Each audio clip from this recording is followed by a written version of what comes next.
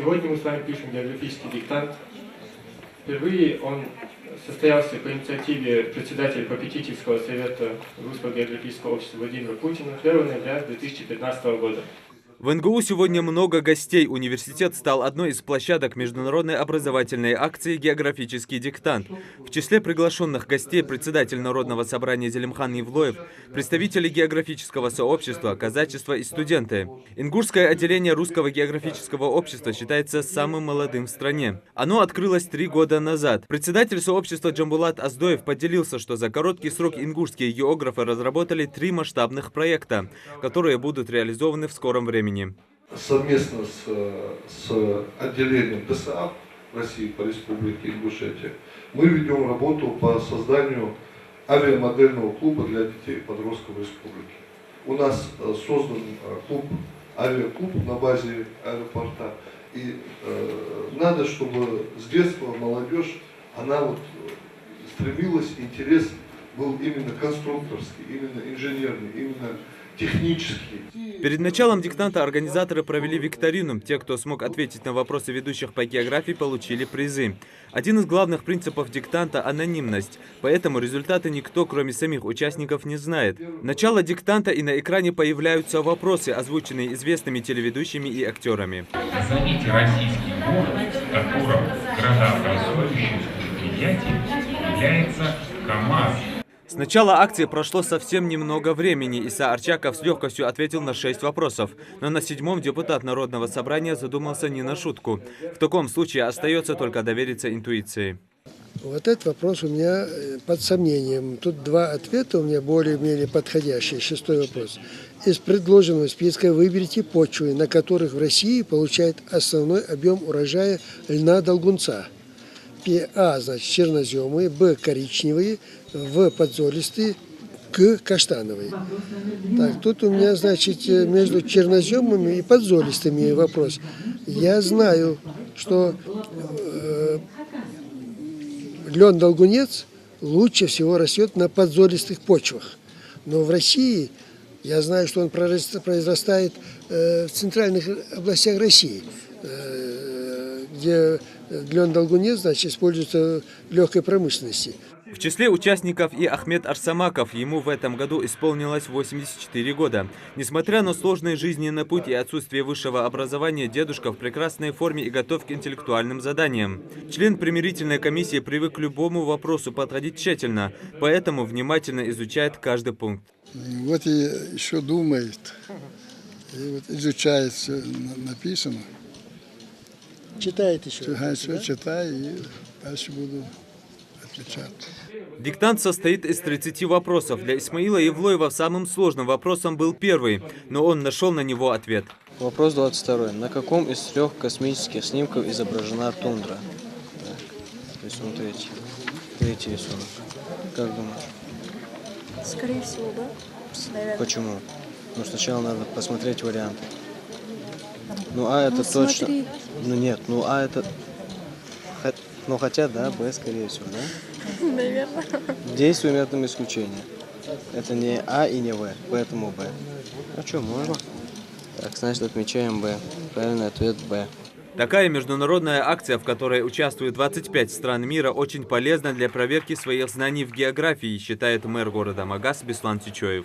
Для того, чтобы развиваться и свои знания расширять, я считаю, что необходимо хорошо знать географию, и сегодня, благо, такая возможность для нас представилась, и я очень рад, что вот это мероприятие, оно проходит в рамках Ингушского госуниверситета в Магасе, и видно, что этот университет становится не только образовательным учреждением, но и базовой площадкой для каких-то дополнительных уже образовательных каких-то направлений, секций и так далее. Еще одна площадка для проверки знаний – 4-я школа в городе Назрань.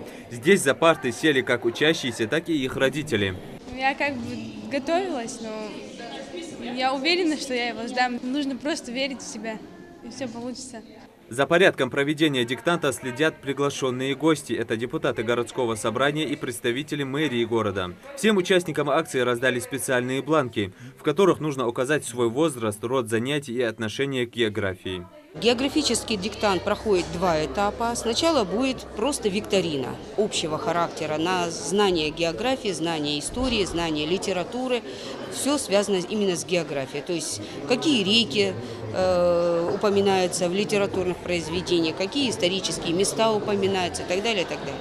Затем уже будет непосредственно розданные тесты, в которых четко дети должны, все участники должны прописать свои варианты ответа. Третий международный географический диктант добрался и до горной части Ингушетии. Айрат Уразгалиев возможность принять участие в этой акции упустить просто не мог. География для него один из любимых предметов. Диктант в среднем, так нормально, средняя сложность. Отвечал на вопросы на все. Не уверен, что они все правильные. Вопрос прозвучал и уже стартует обратный отчет. Все участники думают над ответами. Несмотря на выходной день, наравне с учащимися диктант также пишут учителя и почетные гости, представители Народного собрания Ингушетии и местной администрации. Тестовые вопросы по диктанту, включающие в себя 30 пунктов, разделены на 3 блока. Диктант состоит из 30 вопросов. 10 вопросов касаются географических понятий, 10 вопросов карты и 10 вопросов на записки и путешественников, и в каких произведениях, в песнях говорится о реках России, о городах. Долго раздумывать над ответами у участников времени нет. В первых 2 блоках на ответ дается 1 минута. Ну а в третьем, в силу сложности вопросов, время удваивается.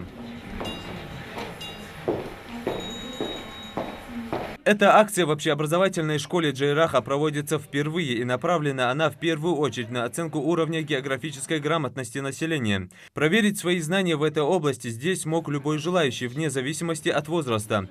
Пройдя тест, участники узнали для себя много нового. Такие диктанты на пользу не только учащимся школ, но и их учителям. Наша страна уникальна, очень много у нас интересных и красивых мест, которые внесены и в ЮНЕСКО, и зачастую у нас очень большая часть населения не знает об этих заповедных зонах, не знает и об этих красивейших местах не знает.